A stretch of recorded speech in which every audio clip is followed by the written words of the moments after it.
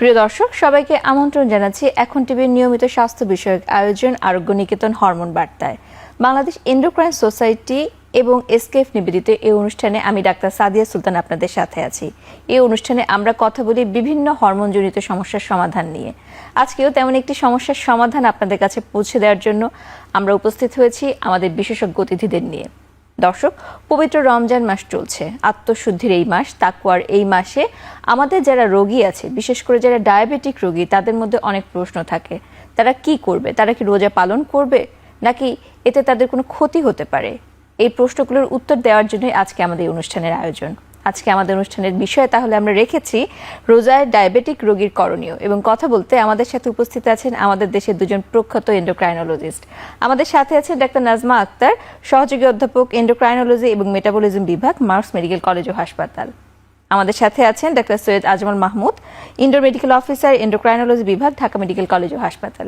আপনাদের দুজনকে স্বাগত জানাচ্ছি আমাদের এই অনুষ্ঠানে। ধন্যবাদ।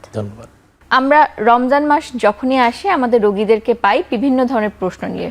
যারা ডায়াবেটিক রোগী তাদের প্রথম প্রশ্নটিই থাকে, আমরা রোজা কিভাবে পালন করব। তো সেই প্রশ্ন থেকে একটু জানতে চাই, রমজান এবং ডায়াবেটিস এই দুটি কি সাংঘর্ষিক কিনা? হ্যাঁ, ডায়াবেটিস রোগীদের আসলে নানা রকমের একটা ভীতি কাজ করে, যে যেহেতু তারা সবাই আমরা জানি যে ডায়াবেটিস একটি প্রোগ্রেসিভ ডিজিজ, এবং এটিতে আক্রান্ত রোগীরা যে শুধু ডায়াবেটিস তা না, তার অনেক ধরনের অন্যান্য অসুখও কিন্তু সে ভুগে থাকেন। হাইপারটেনশন থাকতে পারে, তার রক্তে চর্বির মাত্রা তারতম্য, যেটাকে আমরা ডিসলিপিডিমিয়া বলি, অথবা তার হার্টের সমস্যা থাকতে পারে, তার পায়ের কোনো প্রবলেম থাকতে পারে, যেটাকে আমরা ডায়াবেটিক ফুট বলি, চোখের সমস্যা থাকতে পারে, কিডনির সমস্যা থাকতে পারে। তো স্বাভাবিকভাবে যার সমস্যা আছে অথবা নেই, এরকম একজন ডায়াবেটিস রোগী কিন্তু প্রথমেই যখন রমজান মাস আসে তার মাথায় কিন্তু আসে যে এই বছর আমি তো রোজা করব, কিন্তু সেটা কি সত্যি আমি নিরাপদে করতে পারবো কিনা। তো এই প্রসঙ্গে আমরা সবসময় আমাদের রোগীদেরকে সবসময় বলে থাকি, তাদের এই হেলথ এডুকেশনটা কিন্তু প্রত্যেকটি সেন্টারে প্রত্যেক ডায়াবেটিস বিশেষজ্ঞই কিন্তু তাদের রোগীদেরকে এই পরামর্শটা দিয়ে থাকেন।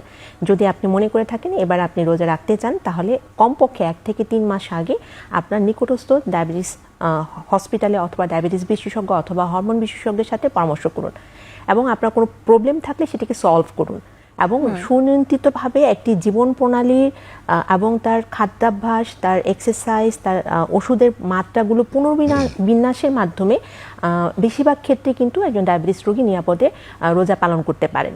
আর রমজান মাস আসলে একটি পূর্ণাঙ্গ একদম নিয়ম নীতি মেনে চলা একটি জীবন ব্যবস্থা, তো যেটা ডায়াবেটিস রোগীর কিন্তু এটিই দরকার। তো সেই ক্ষেত্রে যদি আগের থেকেই প্রিপারেশন নিয়ে একজন ডায়াবেটিস রোগী রোজা রাখার প্ল্যান করে থাকেন, তাহলে সেটা তো সাংঘর্ষিক নাই, বরং উল্টো তার কিন্তু অনেক স্বাস্থ্যের অনেক ব্যাপারগুলোতে থাকে যে সে অনেক বেনিফিটেড হয়ে থাকেন। জি, অবশ্যই। ধন্যবাদ। ডক্টর সৈয়দ আজমল মাহমুদ, আপনার কাছে একটু জানতে চাই, একটু আগে আমাদের অতিথি বললেন যে পূর্ব প্রস্তুতি গ্রহণ করতে হয় এবং সেটি 1 থেকে 3 মাস আগে, কিন্তু বাস্তবিক চিত্র হচ্ছে আমাদের রোগীরা তারা এই প্রস্তুতি গ্রহণ করার জন্য হয়তো আগে সময় দেয় না, অথবা তারা রমজানের ঠিক কিছুদিন আগে আসে যে তাদের ওষুধগুলোকে এভাবেই খাবে, নাকি ওষুধের কোনো পরিবর্তন করতে হবে, সেই বিষয়টি একটু জানতে চাই। তাহলে কি করতে হবে যদি কেউ আগে থেকে প্রস্তুতি না গ্রহণ করে? জি, অসংখ্য ধন্যবাদ। খুবই সুন্দর একটি কোশ্চেন। বাংলাদেশের প্রায় 1.5 কোটি ডায়াবেটিস রোগী, এবং এই 1.5 কোটি ডায়াবেটিস রোগীদের মধ্যে মুসলিম প্রধান দেশ হয়, অধিকাংশই রোজা রেখে থাকেন। যে গুরুত্বপূর্ণ কথাটি বললেন, এটি সাধারণত অধিকাংশ রোগীর ক্ষেত্রে এটি সত্যি, যে 1 মাস আগে আসতে বলা হলো, দেখা যায় যে রোজার ঠিক কয়েকদিন আগে অথবা ইভেন রোজা শুরু হয়ে গেছে এরপরে রোগীরা হরমোন বিশেষজ্ঞের কাছে আসেন, যে ওনার রোজা শুরু করার পরে ওনার ডায়াবেটিস কোনো কারণে বেড়ে যাচ্ছে অথবা অনেক কমে যাচ্ছে, এবং উনি ওষুধ যেগুলো যেভাবে সমন্বয় বা অ্যাডজাস্ট করা কথা সেভাবে সমন্বয় করতেছেন না। এই ক্ষেত্রে তখন ডায়াবেটিস রোগীর ক্ষেত্রে সাধারণত আমরা কিছু ডায়াবেটিস এডুকেশন এবং হলো গিয়ে ওষুধের সমন্বয়টা খুবই জরুরি। সেক্ষেত্রে ডায়াবেটিস এডুকেশনের মধ্যে রয়েছে যে খাবারের কিছু ব্যাপার রয়েছে, অর্থাৎ ইফতার, সন্ধ্যারাত এবং সেহরি, কখন কি খাবে, কি পরিমাণ খাবে, সেটি একটি ব্যাপার। এর মধ্যে গুরুত্বপূর্ণ বিষয় হলো সেহরিতে এবং কোনো না কিছু অবশ্যই কিছু খেতে হবে, এবং অনেকেই দেখা যায় যে পানি বা একটু খেজুর খেয়ে সেহরি করে ফেলেন, এটা কখনোই করা যাবে না। ডায়াবেটিস রোগীদের ক্ষেত্রে সেহরিতে অবশ্যই প্রোটিন, ফাইবার এরকম সমৃদ্ধ খাবার খেতে হবে, যাতে দীর্ঘ সময় পেটে থাকে এবং হাইপোগ্লাইসেমিয়া রিস্ক যাতে না হয়। এবং ইফতারিতে অনেকে বাংলাদেশের মানুষের ক্ষেত্রে দেখা যায় যে তারা অনেক তৈলাক্ত খাবার, ভাজা পোড়া এগুলো দিয়ে ইফতারি করার একটি শর্করা সমৃদ্ধ খাবারও খায় দিক, শর্করা সমৃদ্ধ খাবারও খায়। এগুলো পরিহার করে সুষম খাবার খেতে হবে এবং সবজি এবং সালাদ জাতীয় খাবার অধিক পরিমাণে থাকতে হবে। আর পরবর্তীতে যেটি বললেন যে ওষুধের সমন্বয়, এটি খুবই জরুরি। এটি অবশ্যই ডায়াবেটিস বিশেষজ্ঞের পরামর্শক্রমে ওষুধের সমন্বয়টি করতে হবে। সাধারণত আমরা এইসব ক্ষেত্রে উনি আগে যেসব ওষুধগুলো পাচ্ছিলেন সেগুলোকে আমরা একটু সমন্বয় করে দিই। একটু একটু করে আমরা জানবো কিভাবে সমন্বয় করা যায়। আবার চলে যাচ্ছে ডাক্তার নাজমা আক্তার আপনার কাছে। এই যে আমরা একটু আগে শুনছিলাম যে ডায়াবেটিস রোগীদের ক্ষেত্রে এই সবকিছু একটু অ্যাডজাস্ট করতে হচ্ছে, তো এই যে সমন্বয় করার মধ্যে প্রথম যে প্রশ্নটি থাকে তা হচ্ছে ডায়াবেটিক রোগীদের তো বিভিন্ন ধরন আছে, তো তাদের মধ্যে কাদের ক্ষেত্রে ঝুঁকিটি একটু বেশি, কাদের ক্ষেত্রে ঝুঁকিটি একটু কম? ধন্যবাদ। প্রথমেই বলছিলাম যে আসলে এই ঝুঁকি কিন্তু সবারই আছে, কিন্তু তিনি এই মুহূর্তে ঝুঁকিতে আছেন কিনা সেটি কিন্তু তার একজন বিশেষজ্ঞ ডাক্তারের কাছে যখন উনি পরামর্শের জন্য যাবেন, তাহলে কারা আসলে ঝুঁকিতে আছেন আমরা যদি একটু আলোচনা করি, একদম বইয়ের ভাষায় না বলে, যেমন টাইপ 1 ডায়াবেটিস যারা ইনসুলিন দিয়েই তাদেরকে চিকিৎসা করতে হয় এবং তার হয়তোবা গত 1-2 মাসে কিন্তু ডায়াবেটিস আনকন্ট্রোল, তিনি কিন্তু ঝুঁকিতে আছেন। টাইপ 2 ডায়াবেটিসের ক্ষেত্রেও সেম, যদি তার ইনসুলিন বা মুখের ওষুধ খাওয়ার পরও তার ডায়াবেটিসটা কোনোভাবেই কন্ট্রোলে ছিল না, অথবা গত 1-2 মাসের মধ্যে তার অনেকবার হাইপারগ্লাইসেমিয়া বা রক্তের সুগার বেড়ে যাওয়ার অনেকগুলো ঘটনা ছিল, যে জন্য তাকে হাসপাতাল পর্যন্ত যেতে হয়েছে, অথবা রক্তে সুগারের মাত্রা কমে যাওয়ার কারণে, যেটাকে আমরা বলছি হাইপোগ্লাইসেমিয়া, সেই জন্য তাকে অনেকবার ডাক্তারের শরণাপন্ন হতে হয়েছে। তারপর কিছু কিছু রোগী আছে যেমন একদম বয়স্ক রোগী, যাদের অনেক মরবিডিটি, হয়তো বা রিসেন্ট তার একটা এমআই হয়েছে, মায়োকার্ডিয়াল ইনফাকশন বা হার্টের একটা সমস্যা হয়েছে, একটা স্ট্রোক হয়েছে, ডায়ালিসিসে আছেন যে রোগীটি, গর্ভকালীন ডায়াবেটিসের যে মাটি, যাকে ইনসুলিন দিয়ে তার সুগারটিকে কন্ট্রোল করতে হচ্ছে, এবং এই ক্ষেত্রে আমরা জানি যে তাকে কিন্তু অনেকবার ইনসুলিন দেওয়া লাগে, 3-4 পর্যন্ত দেওয়া লাগতে পারে। তো এরা কিন্তু উচ্চ ঝুঁকিতে আছেন। তো তাদের ক্ষেত্রে আমাদের পরামর্শ থাকে যে রোজা আসলে না করাটাই ওনাদের জন্য, ওনাদের স্বাস্থ্য ঝুঁকি এড়ানোর জন্য রোজা না করাই ভালো।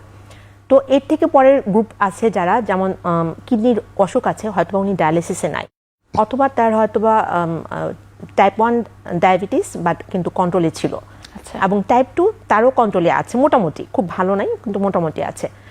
এবং হচ্ছে যিনি গর্ভকালীন মা এবং যিনি হচ্ছে হয়তো মুখের খাবার খেয়ে তার ডায়াবেটিসটাকে কন্ট্রোলে রাখছেন। তো এইসব ক্ষেত্রে কিন্তু এদেরকেও আমরা বলি যে হ্যাঁ, আমাদের ইমোশনটা হচ্ছে একটি রমজান মাসে কিন্তু কোনো রোগীই চায় না যে তার রোজাটি রাখবেন না বা ভেঙে ফেলবেন, এটা আসলে আমাদের কারোরই কাম্য না। তো সেক্ষেত্রে কিন্তু ওনারা যখন খুব আগ্রহ নিয়ে রোজা রাখতে চায়, সেক্ষেত্রে সুপারভাইজড বলি আমরা, যে ডাক্তারের পরামর্শ অনুযায়ী, যেটা সবসময় আমরা বলে থাকি যে ওষুধ, খাদ্যাবস্থা এবং হচ্ছে কিভাবে চলবেন, কখন রোজা ভেঙে ফেলতে হবে, তার ক্রিটিক্যাল লক্ষণগুলা কি হতে পারে, সব কিছু অ্যাডজাস্ট করার পর উনি কিন্তু সুপারভাইজড অবস্থায় রোজা রাখতে পারবেন। জি অবশ্যই, এবং সেই আশা আমরাও করি যে আমাদের রোগীরা যেন ঠিকমতো তাদের সাউন্ডটা পালন করতে পারে। ডক্টর সৈয়দ আজিবুল মাহমুদ, আপনার কাছে জানতে চাই, একটু আগে যে কথাটি শুনছিলাম যে তাদের সবকিছু সমন্বয় করতে হবে, সেক্ষেত্রে একটা গুরুত্বপূর্ণ বিষয় হচ্ছে ইনসুলিন ব্যবহারকারী যারা রয়েছে তাদের ক্ষেত্রে, তারা যেই পদ্ধতিতে আগে ইনসুলিন গ্রহণ করতে, সেই একই পদ্ধতি থেকে ইনসুলিন গ্রহণ করবেন, কারণ একটা দীর্ঘ সময় তাদেরকে না খেয়ে থাকতে হচ্ছে। খুবই গুরুত্বপূর্ণ একটি প্রশ্ন। না, এই ক্ষেত্রে অবশ্যই হরমোন বিশেষজ্ঞের পরামর্শক্রমে ইনসুলিনের সমন্বয় করতে হবে। সহজ কথায়, উনি সকালবেলা অর্থাৎ ব্রেকফাস্ট টাইমে যে ইনসুলিনটি নিতেন সেটি চলে যাবে ইফতারির সময়, এবং রাত্রেবেলা যে ইনসুলিনটি নিতেন সেটি চলে যাবে সেহরির সময়, এবং সেটি কমিয়ে ফেলতে হবে। এর মধ্যে কিছু ব্যাপার রয়েছে, যেমন উনি যদি বেজাল বোলাস ইনসুলিন পায়, অর্থাৎ একটি ইনসুলিন যেটি কিনা দীর্ঘ 24 ঘন্টা ধরে কাজ করতেছে, সেটি একবেলা, এবং 3 বেলা খাওয়ার আগে র্যাপিড অ্যাক্টিং ইনসুলিন, ওরকম রেজিমেন্ট যদি পেয়ে থাকে, সেক্ষেত্রে যেটি করণীয়, বেজাল ইনসুলিন সেটি 20 থেকে 30 ভাগ পর্যন্ত কমিয়ে একটি নির্দিষ্ট টাইমে দিতে হবে। এবং র্যাপিড অ্যাক্টিং ইনসুলিন, অর্থাৎ খাবার ঠিক আগে যে ইনসুলিনটা দেওয়া হচ্ছে, সেটি সকালে উনি যেই ডোজটি নিতেন সেটি চলে যাবে ইফতারিতে, একই ডোজ চলবে দুপুরে যেই ডোজটি নিতেন সেই দুপুরের ডোজটি অমিট অর্থাৎ বন্ধ থাকবে, এবং রাত্রে যেই ডোজ নিতেন সেই রোজার আগে তার অর্ধেক পরিমাণ নেবেন সেহরিতে। আচ্ছা, তার মানে তো অনেকগুলো পরিবর্তন হচ্ছে। অনেকগুলো পরিবর্তন। এবং আমাদের যারা রোগী আছে তাদের মধ্যে তো অনেকেই বয়স্ক, তারা তো বুঝতেই পারবে না যে তাদের চেঞ্জটি করতে হবে, তাহলে তারা কি করবে? তাদের ক্ষেত্রে অবশ্যই ম্যাডাম যেটা বললেন যে একজন হরমোন বিশেষজ্ঞের পরামর্শ নিয়ে এটা অবশ্যই অ্যাডজাস্ট করতে হবে।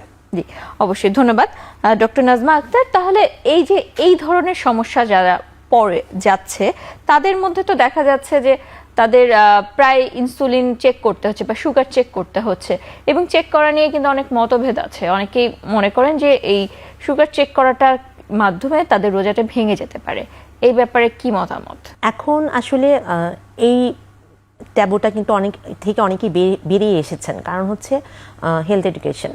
এখন রোগীরা যখন ডাক্তারের কাছে যায়, অনেকদিন ধরে যারা রোজা রাখছেন তারা কিন্তু এই ইনফরমেশন, এই তথ্য কিন্তু তাদের কাছে আছে যে আমাদের যে মুসলিম বা ইসলামিক লিডাররা যারা আছেন সারা ওয়ার্ল্ডে, তারা কিন্তু একটি খুতবা কিন্তু লিখিত আকারে প্রকাশিত করে সব জায়গায় কিন্তু এটি ছড়িয়ে দেওয়া হয়েছে যে ডায়াবেটিস রোগী রোজা থাকাকালীন অবস্থায় তিনি কিন্তু সুগার যদি গ্লুকোমিটার দিয়ে চেক করেন, তাতে কিন্তু তার রোজা মাকরু হওয়া বা ভেঙে যাওয়া বা কমজোরি হয়ে যাওয়া, অনেকে মনে করছেন যে হয়তো আমার রোজার বরকত কমে যাবে, সোয়াব কমে যাবে, সেটা কিন্তু হওয়ার সম্ভাবনা নেই। আর যেসব রোগীরা ইনসুলিন পাচ্ছেন, এবং যেটা একটু আগে বলছিলেন যে বেজাল বোলাস, মানে দিনে তার হয়তো বা মাল্টিপল ডেইলি ইনজেকশনের number of multiple daily injection যাদের, তাদের ক্ষেত্রে কিন্তু এই সুগার চেক করার কিন্তু আর কোনো অল্টারনেটিভ নাই। কারণ হচ্ছে নিরাপদে রোজা রাখা, শুধু তো রোজা রাখলেই হবে না, তাকে যেন রোজাটি যেন ভাঙতে না হয়, তার যেন স্বাস্থ্যের হানি না হয়, তার যেন জীবন হানি না হয়, সেই জন্য কিন্তু তার একটি সেফ উপায় হচ্ছে যে আমি সুগারটি চেক করে করে দেখবো যে আমার রক্তে সুগারের মাত্রাটি ঠিক আছে কিনা। তো সেই ক্ষেত্রে আমরা কিন্তু উৎসাহিত করি রোগীদেরকে সুগার চেক করার ব্যাপারে। তো এই ব্যাপারে আমাদের যে গাইডলাইনগুলো, আমরা তাদেরকে পরামর্শ দিয়ে থাকি যে আপনি ইফতারের আগে, ইফতার খাওয়ার 2 ঘন্টা পরে, সেহরিতে উঠে, সেহরি খাওয়ার 2 ঘন্টা পরে আসলে সবাই ঘুমিয়ে থাকে, সেটা আসলে ফিজিবল হয় না, পসিবল হয় না। তো সেক্ষেত্রে কিন্তু আমরা একটা ওয়াইড রেঞ্জে বলতে পারি আপনি চাইলে 11 থেকে 2টার মধ্যে একবার, অথবা আপনি আসরের ওয়াক্তে একবার সুগার চেক। আর খারাপ লাগলে, আপনার যদি মনে হয় যে আমার কোনো সাইন সিমটম, লক্ষণগুলো যদি আমাকে ইন্ডিকেট করে যে আমার সুগার হয়তো কমে গেছে, অথবা অন্য যে কোনো অসুখ, হঠাৎ করে হয়তো ডায়রিয়া হয়েছে, হঠাৎ করে হয়তো বা শরীর খারাপ লাগছে, জ্বর হয়েছে, সঙ্গে সঙ্গে কিন্তু সুগারটি চেক করতে হবে। তো এই পরামর্শ সব রোগীরাই কিন্তু পেয়ে থাকেন যখন তারা তাদের ডাক্তারের কাছে রোজার পূর্ব প্রস্তুতি হিসাবে গিয়ে থাকেন। আর আমরা সবসময়ই তাদেরকে এনকারেজ করি সুগার চেক করার। জি, ধন্যবাদ। আমরা এ নিয়ে আর কথা শুনবো, এখন একটা বিরতির সময় হয়েছে।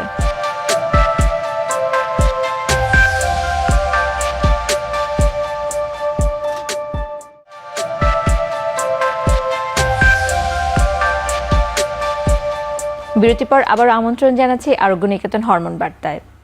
এই অনুষ্ঠানে আজকে আমরা কথা বলছি রমজানে ডায়াবেটিস রোগীদের করণীয়, এবং আমাদের সাথে আছেন ডক্টর সৈয়দ আজমল মাহমুদ। আপনার কাছে একটু জানতে চাই, এই যে ডায়াবেটিক রোগীরা আছে তারা তো ইনসুলিন নিচ্ছে এবং মাঝে মাঝে তাদেরকে ডায়াবেটিসটা চেক করতে হচ্ছে, তো দেখা যায় যে চেক করার মাঝে হঠাৎ করে তাদের কিছু উপসর্গ দেখা যায়, যে উপসর্গের মাধ্যমে তাদের মনে হয় যে না, তারা স্বাভাবিক অবস্থা নেই, তাদের হয়তো কোনো না কোনো সমস্যা হতে যাচ্ছে।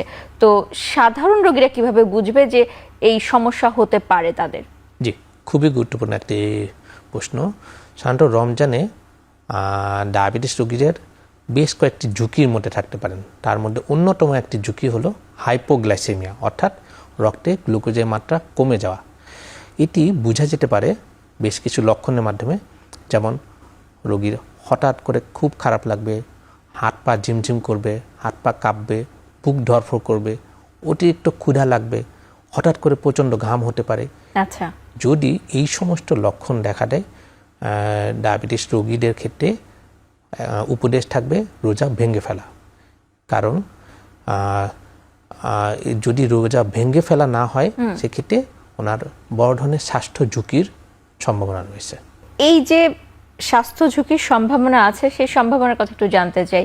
তাহলে তারা রোজা যদি ভেঙেই ফেলতে হয়, অনেকে তো চায় না যে রোজাটা ভেঙে ফেলি, তাহলে কি করবে? মানে তাদের কি সাথে সাথেই খাবার গ্রহণ করতে হবে, নাকি চিকিৎসকের কাছে যেতে হবে?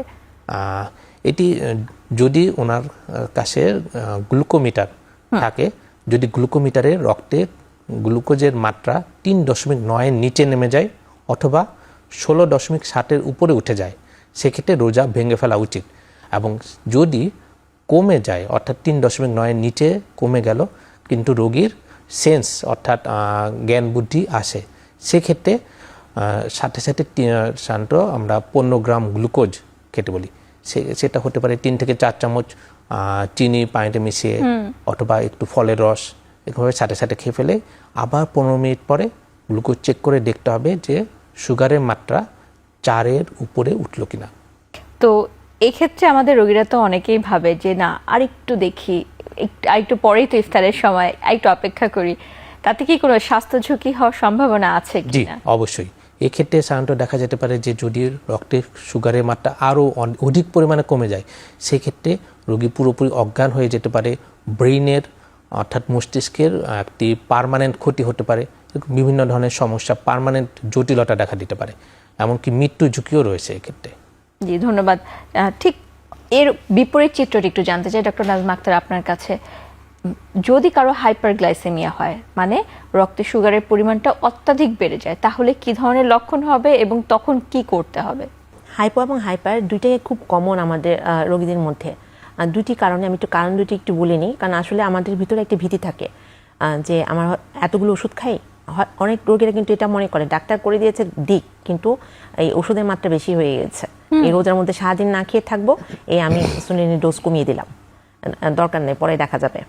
তো এই ইনসুলিনের মাত্রা যখন সে নিজে থেকে কমিয়ে দিচ্ছে, অথবা ওষুধ হয়তো দুবেলা ছিল, সে মনে করতেছে আরে সেরিতে ওষুধ খাবো, সারাদিন তো আমি কিছু না খেয়েই থাকবো, তারপরে আমি খেয়ে দেখা যাবে আমার সুগার কমে গেছে, দরকার নেই বাবা, রিস্ক নিয়ে রাতের ওষুধ বাদ।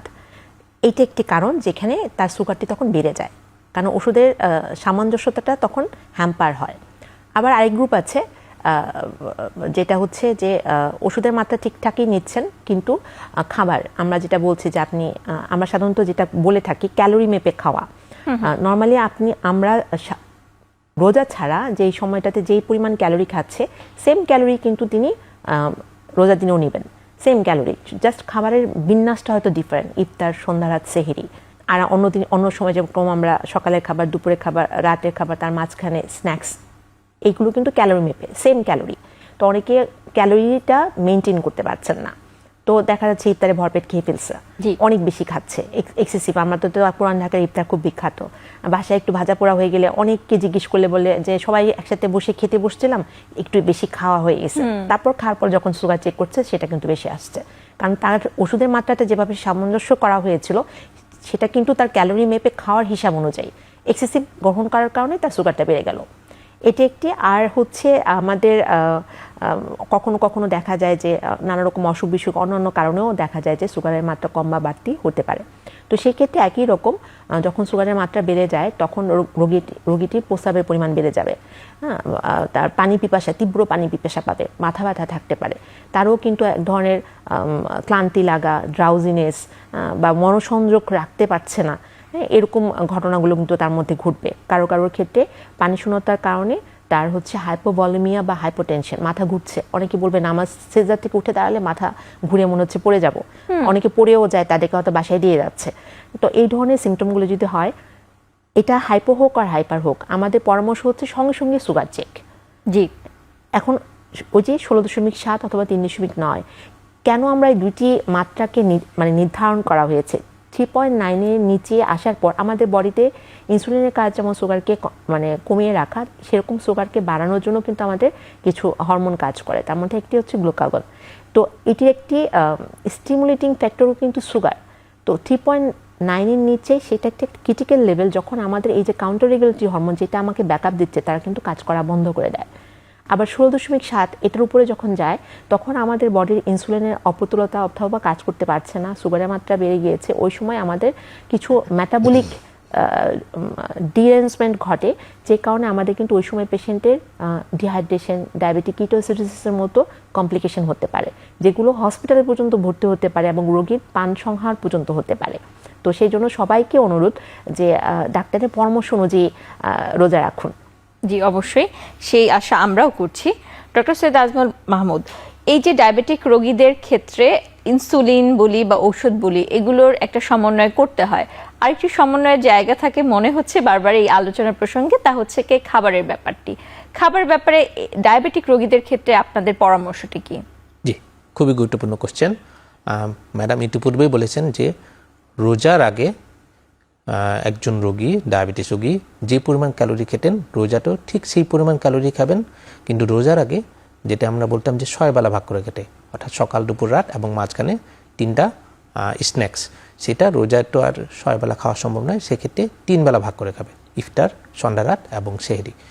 এক্ষেত্রে জরুরি যেটা যে সেহরিটা একদম শেষ টাইমে করতে হবে, অর্থাৎ আজানের ঠিক আগে দিয়ে, এবং সেহরিতে অবশ্যই কার্বোহাইড্রেট, প্রোটিন এবং ফাইবারযুক্ত খাবার থাকতে হবে। এক্ষেত্রে একটু আমি জানতে চাই, অনেকেই আছে তারা সন্ধ্যা রাতে খাবারটি বেশি খেয়ে ফেলে এবং ভাবে যে না তারা সেহরিতে খুব একটা খাবে না বা খেতে ইচ্ছাও করে না, তো এটা থেকে ক্ষতি হতে পারে? অবশ্যই এটি একজন ডায়াবেটিস রোগীদের ক্ষেত্রে এটি খুবই উচ্চ ঝুঁকিপূর্ণ, কারণ উনি মোটামুটি 14 ঘন্টার মতো না খেয়ে থাকবে। উনি যদি সেহরিতে না খেয়ে আগে খেয়ে ফেলে, তাহলে ওনার এই না খেয়ে থাকার সময়টা কিন্তু আরও বেড়ে যাচ্ছে, এবং এই বেড়ে যাওয়ার সময়ের কারণে ওনার রক্তে সুগারের মাত্রা দেখা যেতে পারে যে ইফতারি আগে দিয়ে বা বিকালের দিকে কমে যাওয়ার খুবই ঝুঁকি আছে। সেক্ষেত্রে যাতে না কমে এরকমভাবে এবং দীর্ঘ সময় যাতে সুগার লেভেলটা নিয়ন্ত্রণে থাকে, সেই জন্য জরুরি একদম সেহরিটা একদম শেষ টাইমে অবশ্যই করতে হবে, কোনোভাবেই ভুলে যাওয়া যাবে না যে সেহরিটা আগে খাওয়া যাবে না। এর সাথে ইফতারিতে অতিরিক্ত ভাজা পোড়া তৈলাক্ত খাবার অ্যাভয়েড করতে হবে, সবজি, সালাদ এগুলো খেতে পারে, এবং হলো গিয়ে যেসব খাবার হঠাৎ করে গ্লুকোজের মাত্রা বাড়িয়ে দেয়, অর্থাৎ হাই গ্লাইসেমিক ইন্ডেক্স সমৃদ্ধ ফুড, সেগুলো অ্যাভয়েড করে চলতে হবে। চিনিযুক্ত শরবত এগুলো অ্যাভয়েড করতে হবে। সেক্ষেত্রে চিনির বদলে উনি কচি ডাবের পানি অথবা ফলের রস এরকমভাবে খেতে পারেন, এবং সন্ধ্যা রাতেও খেতে হবে। জি, তো ডাক্তার নাজমা আক্তার, আপনার কাছে জানতে চাই এই প্রসঙ্গ থেকেই, অনেকেই আছে যে ভাবেন যে চিনি খাচ্ছেন না কিন্তু মধু খেতে পারে, এটি তো প্রাকৃতিক একটি উপাদান, এই ব্যাপারে আপনাদের পরামর্শটি কি? চিনি, গুড়, মধু সবই কিন্তু মিষ্টি, সবই কিন্তু কার্বোহাইড্রেট, সবই কিন্তু সুগার। তো সেই জন্য মানে সব কিছুই কিন্তু একইভাবে আমার সুগার বাড়াবে, অতএব কোনোটাই কিন্তু কোনোটার অল্টারনেটিভ না। তবে হ্যাঁ, কখনো কখনো থাকে যে রোগীরা, আমি সবসময় মনে করি আর কি, যে অনেক সময় রোগীরা খুব মন খারাপ করে যে আমি একটু চিনি দিয়ে একটু শরবত খেতে পারবো না। তো সেক্ষেত্রে যদিও আমরা সবসময় আর্টিফিশিয়াল সুইটেনার ব্যবহারের ক্ষেত্রে কিন্তু এনকারেজ করি না, কারণ এগুলোর কিছু লং টার্ম সাইড ইফেক্ট আছে। তো সেক্ষেত্রে আমি মনে করি, যেমন আমার বাচ্চাটা একটু হয়তো একটা টেডি বিয়ারের জন্য বায়না ধরেছে, যতক্ষণ না দিবেন ততক্ষণ তার মন খারাপ থাকবে। আচ্ছা ঠিক আছে, আপনি মাঝে মাঝে একটু আর্টিফিশিয়াল সুইটেনার দিয়ে আপনি শরবত করে খেতে পারেন। আর আরেকটি ব্যাপার যেটা হচ্ছে যে আমার প্রত্যেকটি রোগীরই কিন্তু তার ক্যালোরি মেপে খাওয়ার যে অংশে, সেখানে কিন্তু তার একটি ফুডসের অংশ থাকে। তিনি কিন্তু চাইলে হোমমেড ফুডস, ওই যে ফুডসগুলো দিয়ে হোমমেড কিন্তু শরবত করে খেতে পারেন, সেটাও কিন্তু বেশ মুখরোচক হয়ে থাকে। তো খাবারগুলোকে নিজের মতো করে যতটুকু তার ভাগে আছে, যতটুকু ক্যালোরির হিসাব অনুযায়ী তার ইফতারে পড়ছে, ইফতারটা আসলে আমাদের ব্রেকফাস্টের সাথে আমরা তুলনা করে থাকি। ব্রেকফাস্ট যেরকম একটা, আর ইফতারটা হচ্ছে ব্রেকিং দ্য ফাস্ট, সেম। তো ব্রেকফাস্ট আমরা যেরকম খাচ্ছিলাম সেরকম খাবারটাই আমি ইফতারে নিব। আচ্ছা, কিন্তু আমরা তো উল্টা কাজটা করি। না, এই ক্ষেত্রে তো অবশ্যই আমাদের, এটা যে শুধু ডায়াবেটিস রোগীর ক্ষেত্রে তা না, কিন্তু এটা কিন্তু আমাদের সবার ক্ষেত্রে। ডায়েট কন্ট্রোল কথাটা আমরা ইউজ করি না, কিন্তু সুষম খাদ্যাভ্যাস আসলে আমাদের প্রত্যেকটি সুস্থ মানুষের জন্যই দরকার। সেটা যে শুধু ডায়াবেটিসের রোগীর জন্য তা কিন্তু না, সবার জন্য। আপনার যারা অনেক রোগীরা কিন্তু আমাদের ডায়াবেটিস রোগীর পাশাপাশি চলে আসেন যে এই যে উল্টাপাল্টা খেয়ে প্রথম 2-3 রোজায় কিন্তু সবার অনেক দাঁত থাকে এবং খাওয়ার খুব আগ্রহ থাকে। তো দেখা যায় পরবর্তীতে তারা নানা রকমের পেটের সমস্যা বা ডায়রিয়া বা বমি এরকম কোনো কিছু উপসর্গ নিয়ে কিন্তু বুক জ্বালা পড়া, অ্যাসিডিটি এগুলো নিয়ে কিন্তু চলে আসছে। তো আমাদের আসলে সবারই উচিত এই সুষম খাদ্যাভ্যাস বা এই যে নিয়মতান্ত্রিক জীবন ব্যবস্থা, যেটা আমরা শুধু রমজান মাসেই একমাত্র আমি আজান হওয়ার পরে খাচ্ছি, আজান হওয়ার সময় আমি খাওয়া বন্ধ করছি, যেটা আমরা সারা বছর ধরে ডায়াবেটিস রোগীদেরকে বলছি যে আপনি এই টাইমে এটা খাবেন, ওই টাইমে এটা খাবেন, যেটা তিনি মানতে পারছেন না, সেটা কিন্তু রমজান মাসে মানছেন। তো রমজান মাস কিন্তু শুধু যে সবসময় ডায়াবেটিস রোগীকে ঝুঁকি বাড়ায় তা কিন্তু না, এটি কিন্তু যদি তিনি এই টাইম টেবিলটা মেনটেন করে চলতে পারেন, তার কিন্তু অনেক স্বাস্থ্যের কিন্তু অনেক উপকারিতাও কিন্তু আছে। জি, অবশ্যই। এ নিয়ে আমরা আরো কথা শুনবো, আবার একটি বিরতির সময় হয়েছে।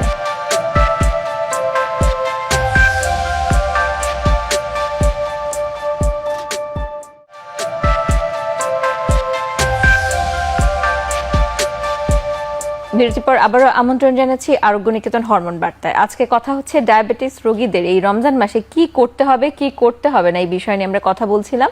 ডক্টর সৈয়দ আজমল মাহমুদ, আপনার কাছে জানতে চাই, রমজানে অনেকেই রোজা ভাঙে বা এটি বলা হয় যে খুবই সারা বিশ্ব জুড়ে পালিত হয়, তা হচ্ছে কি খেজুর দিয়ে রোজা ভাঙা, এবং খেজুর একটি মিষ্টি ফল। এই ব্যাপারে আমাদের যারা ডায়াবেটিক রোগী তাদের কি করতে হবে? খেজুর খেতে পারবে, আমরা সাধারণত বলি যে খেজুর খেতে পারবেন উনি, সেক্ষেত্রে তবে একটি বা দুটি, এর বেশি নয়। কারণ আমাদের বাংলাদেশ বা মুসলিম কান্ট্রিগুলোর ট্রেডিশনই এতে যে খেজুর দিয়েই আসলে রোজা সাধারণত ভাঙে, এবং এটিকে আসলে আবেগের দিক থেকেও আমরা সাধারণত এরকমভাবে নিষেধ করতে চাই না। তো তাদের ক্ষেত্রে যেহেতু বলেছেন যে একটি বা দুটি খেজুর তারা খেতে পারবে, পাশাপাশি তাদের ইফতারের ক্ষেত্রে আপনারা বলছেন যে ভাজা পোড়া খেতে পারবে না, তাদের খেতে হবে একটু ভালো খাবার। তো অনেকেই দেখা যায় পেটের বিভিন্ন সমস্যায় পড়ে। যদি এরকম কোনো সমস্যা তৈরি হয়, তারা কি রোজাটা কি কন্টিনিউ করবে নাকি আগেই রোজাকে ভেঙে ফেলতে হবে? এরকম কি কোনো পরিস্থিতির মধ্যে পড়ে যায় কিনা? জি, খুবই গুরুত্বপূর্ণ কোশ্চেন। যদি দেখা যায় যে এরকম পেটের ট্রাবল বা ওরকম কোনো সমস্যার কারণে তার পানির শূন্যতা দেখা দিল, অথবা শরীরে ইলেকট্রোলাইট ইমব্যালেন্স ওরকম কোনো সমস্যা দেখা দিল, সেক্ষেত্রে রোজা ভেঙে ফেলা উচিত। আর যদি উনি কন্টিনিউ করতে পারেন সেক্ষেত্রে করতে পারেন। জি, ধন্যবাদ। আরেকটি গুরুত্বপূর্ণ বিষয় ডায়াবেটিক রোগীদের ক্ষেত্রে আসে, তা হচ্ছে গিয়ে তাদের ব্যায়াম। রমজান মাস এবং এখন একটু গরমও পড়ে যাচ্ছে, তো স্বাভাবিকভাবেই যারা ডায়াবেটিক রোগী তাদের হাঁটাচলা করতে গেলে তাদের দেখা যাচ্ছে ঘাম অতিরিক্ত বের হচ্ছে, পানি শূন্যতা হচ্ছে। তাহলে তারা কি করবে? ডাক্তার রাজমা আক্তার, আপনার কাছে জানতে চাই। ধন্যবাদ। ব্যায়াম আমাদের ডায়াবেটিস রোগীর আমরা যে ম্যানেজমেন্ট, পুরো ম্যানেজমেন্টের একটা প্যাকেজ আছে, সেখানে কিন্তু খাদ্যাভ্যাস, ব্যায়াম, সুনিয়ন্ত্রিত জীবন প্রণালী এবং তারপর হচ্ছে ওষুধ। তার মানে ব্যায়াম কিন্তু তার একটি এই চিকিৎসা পদ্ধতির একটি অংশ। কিন্তু রমজান মাসে কিন্তু আলাদা করে ব্যায়াম করা লাগে না, কারণ প্রত্যেকটা ডায়াবেটিস রোগী যখন রোজা করছেন তাকে কিন্তু তারাবি নামাজ পড়তে হচ্ছে। এটা খতম তারাবি হতে পারে, সূরা তারাবি হতে পারে, ইভেন উনি যদি বাসায়ও পড়ে থাকেন। তো সেক্ষেত্রে কিন্তু এটি কিন্তু একটি পরিপূর্ণ ব্যায়াম, যার ফলে একজন ডায়াবেটিস রোগীর ক্ষেত্রে আমরা সবসময় পরামর্শ দিয়ে থাকি, আপনি রোজা করলে, তারাবি নামাজ পড়লে আপনার আলাদা করে ব্যায়ামের দরকার নেই। তবে কখনো কখনো দেখা যায়, ওই যে বলছিলাম যে একটু হয়তো ভারী খাওয়া হয়ে যাচ্ছে, অথবা কোনো কারণে তার সুগারটি হয়তো বাড়তেই থাকছে। রোগীর এসে বলছেন, ডাক্তার সাহেব সারাদিন তো ভালোই থাকে, ইফতারের পর বেশি একটা কন্ট্রোল করতে পারি না, হয়তো বাইরেই খাওয়া হয়ে যায়, আমার সুগারটা কিন্তু বাড়তি থাকছে, এখন কি করব?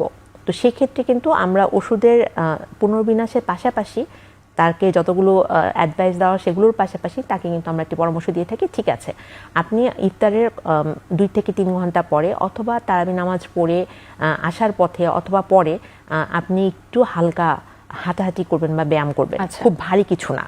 তবে কখনোই কোনোভাবেই রোজা থাকা অবস্থায় কোনো ব্যায়ামের কিন্তু পরামর্শ আমরা দিই না, বিশেষ করে এরকম যখন গরম পড়ে যাচ্ছে, হ্যাঁ, সেখানে পানি শূন্যতা হওয়ার একটা চান্সেস থাকে, ডিহাইড্রেশন থেকে পেশেন্টের হাইপোভলিমিয়া, হাইপোটেনশন, এবং সেখান থেকে কখনো কখনো আমাদের রক্তগুলো কিন্তু জমাট বেঁধে যাওয়ার একটা প্রবণতা তৈরি হতে পারে। বিশেষ করে যারা বয়স্ক রোগী, যাদের আগের থেকে এই ধরনের প্রবলেম ছিল, তো তাদের ক্ষেত্রে কিন্তু অবশ্যই আমরা বলি যে রোজা রাখা অবস্থায় কোনো ব্যায়ামের প্রয়োজন নেই। তবে প্রয়োজন অনুযায়ী, ডাক্তারের পরামর্শ অনুযায়ী আপনি ইফতারের পরে অথবা 1 থেকে 3 ঘন্টা পরে এবং তারাবি নামাজের পরে আপনি হালকা হাঁটাহাঁটি বা ইয়োগা টাইপের ব্যায়াম আপনি করতে পারেন। অবশ্যই, ধন্যবাদ ডক্টর সৈয়দ আজমল মাহমুদ। যেমন আমরা খাবারের কথা শুনলাম, ব্যায়ামের কথা শুনলাম, এবার একটু আসি বিশ্রামের ব্যাপারে। রমজান মাসে সাধারণত দেখা যায় যে রোগীরা ঘুমের সময়টা একটু কম পায়, তো তাদের ক্ষেত্রে কি এটি কোনো ঝুঁকি আনতে পারে কিনা? সাধারণত রমজানে দেখা যায় যে মানুষের ঘুমের প্যাটার্নটা কিন্তু রোজার আগে যেরকম ছিল, রোজার সময় কিন্তু একটু উলটপালট হয়ে যায়। সাধারণত রাত্রেবেলা বেশি জেগে থাকা হয় এবং দিনের বেলার দিকে একটু কম ঘুমানো হয়। এক্ষেত্রে ডায়াবেটিস রোগীদের ক্ষেত্রে যেটা পরামর্শ, যে ঘুম যাতে 24 ঘন্টার মধ্যে কমপক্ষে 6 ঘন্টা যাতে ঠিকমতো সাউন্ড একদম পরিপূর্ণ ঘুম হয়, এটি এবং পর্যাপ্ত বিশ্রাম, এবং হলো গিয়ে সাথে ইফতার থেকে সেহরি পর্যন্ত পর্যাপ্ত পরিমাণে পানি খেতে হবে, যাতে অধিক পরিমাণে পানি শূন্যতা না হয়। জি, অবশ্যই আমরা এই নিয়ে আর কথা শুনবো। আবার একটি বিরতির সময় হয়েছে।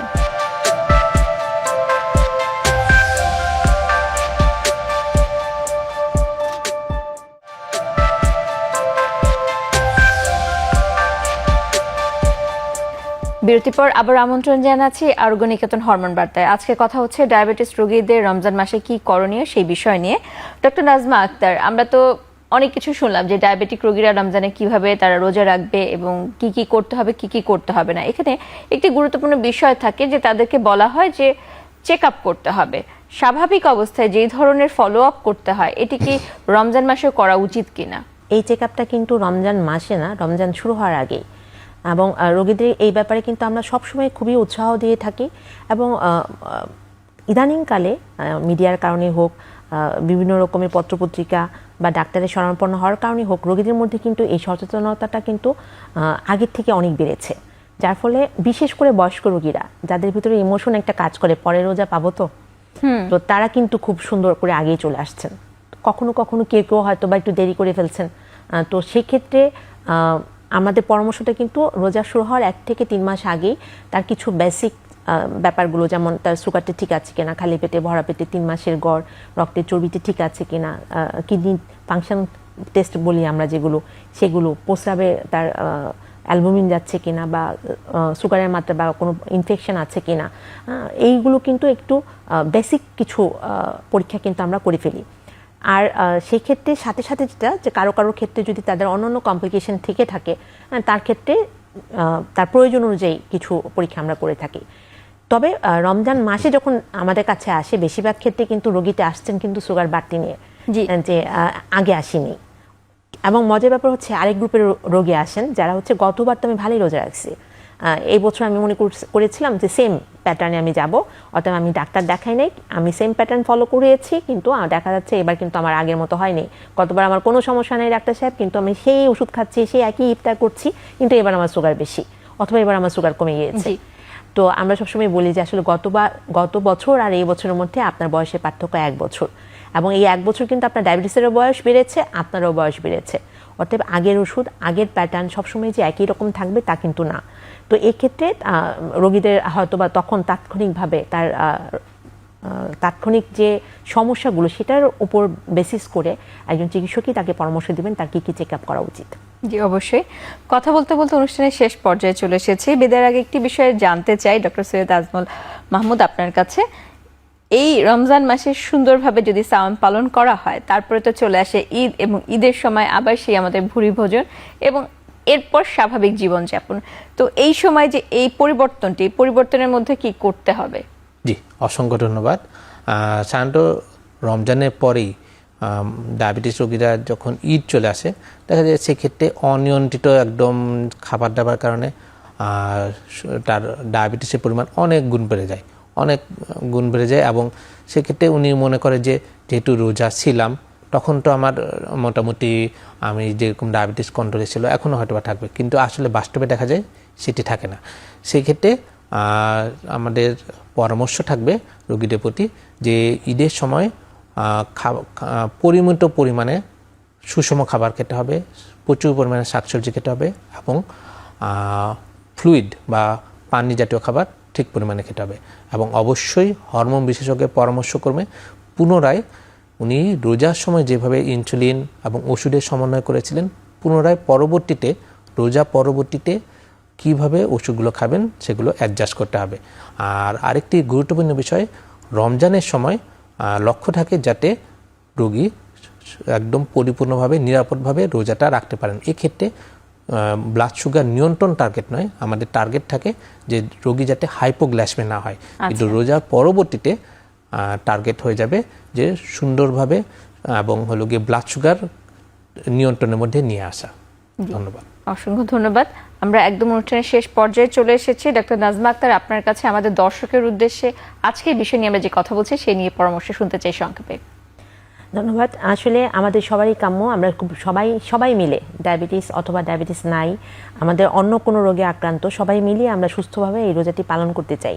তো সেই ক্ষেত্রে সবার কাছে আমার বিনীত অনুরোধ, আপনাদের যে কোনো সমস্যা হলে, অনেকেই থাকে যে দেরি করেন, ভাবছেন যে আজকে যাব না কালকে যাব, তো যে কোনো সমস্যায় একদম অনতিবিলম্বে কালক্ষেপণ না করে নিকটস্থ ডাক্তারের পরামর্শ নিন, এবং সবাই মিলে যেভাবে ডাক্তার আপনাকে পরামর্শ দিচ্ছেন সেই নিয়মগুলো মেনে চলুন, সুস্থভাবে সুন্দরভাবে রোজা রাখুন, সুন্দরভাবে ঈদ করুন। আপনাদের দুজনকে অসংখ্য ধন্যবাদ আপনাদের মূল্যবান সময় থেকে আমাদেরকে আজকে সময় দেওয়ার জন্য। আপনাকেও ধন্যবাদ। প্রিয় দর্শক, আজকে এখানেই বিদায় নিচ্ছি। সুন্দরভাবে রোজা রাখার জন্য অবশ্যই চিকিৎসকের পরামর্শ গ্রহণ করুন, তাহলেই সুন্দরভাবে ইসলাম যা বলছে সেই স্বাস্থ্য সুরক্ষা পালিত হবে। আজকে এখানেই বিদায় নিচ্ছি। আল্লাহ হাফেজ।